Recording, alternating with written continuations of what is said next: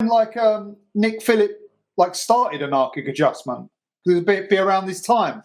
Like it was 85. Around that time. Yeah, that quarter pipe. So that was 85. That quarter pipe really got a lot of people hanging out at his house, and he was always playing music. And I remember we would go in there, and it was like BMX magazines everywhere, you know, and music and culture, and he had all kinds of people over there. And I think at some point, he started coming up with logos and stickers. First thing was stickers, I believe, and a couple of T-shirts.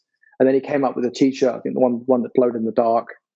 And that was really the birth of it, you know. And it was really kind of a, you know, in revolt to the way BMX was heading at that time, which was UK BFA, you know, quarter pipes. I mean, just very clinical, you know. And we were hanging out at South Bank, you know, and doing bunny hops over tramps. And so, like, our reality of BMX was so contrary to what BMX was becoming in England. So we were just like, we've got to offer something different. And thank goodness, you know, Nick and Dave Curry had their connections with BMX Action Bike, because I think that those two people really are responsible largely for changing the direction of BMX in the UK, for sure. That's when I look at them old BMX Action Bikes now, it's kind of like Dave Curry seemed to start that vibe. He was just a bit before Nick, and Nick kind of like carried it on, because Dave Curry kind of faded out in around 86, didn't he? He kind of got out of it. He was like doing other stuff, but Nick kind of kept going.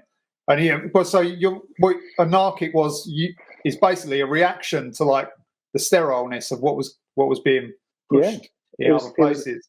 It was a you know, I mean, you're probably good to get it from the horse's mouth from Nick, but from my perspective, it was an anarchic adjustment to BMX in the UK. You know, literally. I mean, it was like just. It was an adjustment. We were listening to the Sex Pistols. You know, we were listening to Anarchy in the UK, and we were just like, you know, we were angry and we were pissed off, and we wanted to express our vision of what BMX should look like. And everybody else was against us, and everybody else was trying to stop us. So when real events started happening, like Mons Jam and some of those events, and even King of the Skate Parks to a certain extent, you know, it was like, okay, this is much more, you know, indicative of what our culture and what BMX represents, you know, people hanging out, you know, and just the whole vibe of it all, you know, was different. Yeah, vibing. Yeah, I think that's a good. I've never thought about that before. It was actually like the name Anarchic Adjustment was what that's what it meant. Like 100%. It was an adjustment to what they were doing. That's fucking. I think it was very, very. You know, it'd be good to talk to Nick about it, but I think from.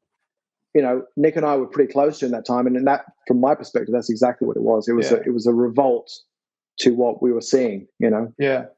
Oh, amazing. Yeah, I'd love to speak to Nick. I've tried to contact him a few times, but I've not got any. Yeah, it's a bit elusive these days. Yeah, I'm going to keep trying, because he's one of my.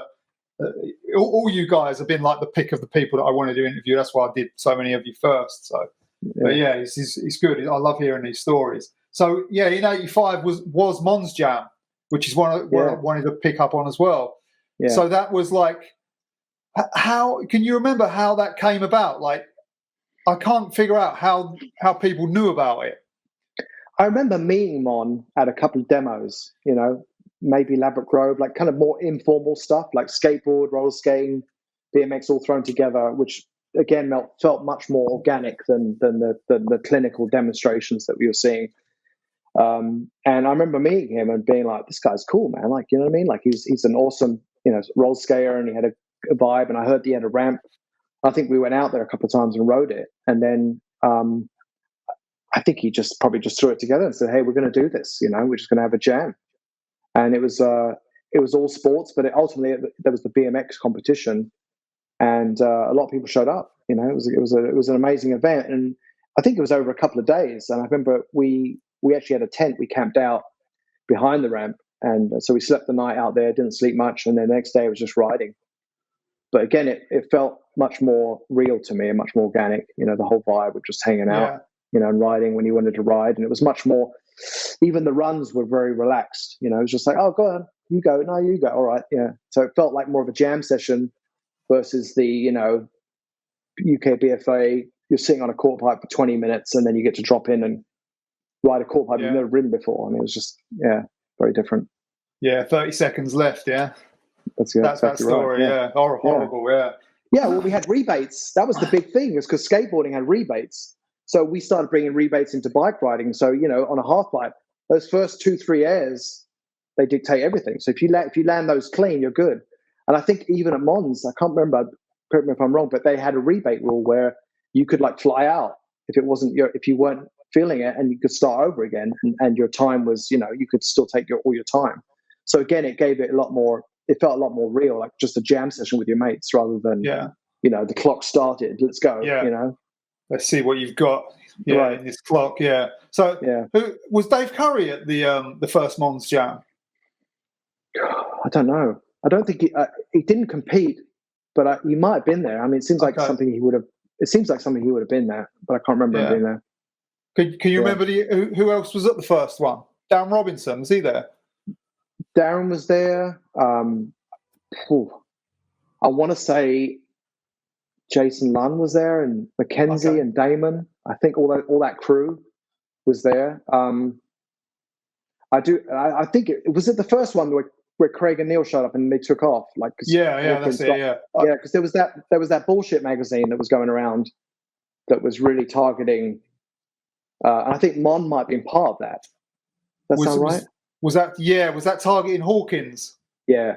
Okay. And I think he saw it. I don't think he saw it at Mons, but he'd seen it at Romford. Okay. And then I think that there was a new, we were always looking forward to the new bullshit, and it would come out.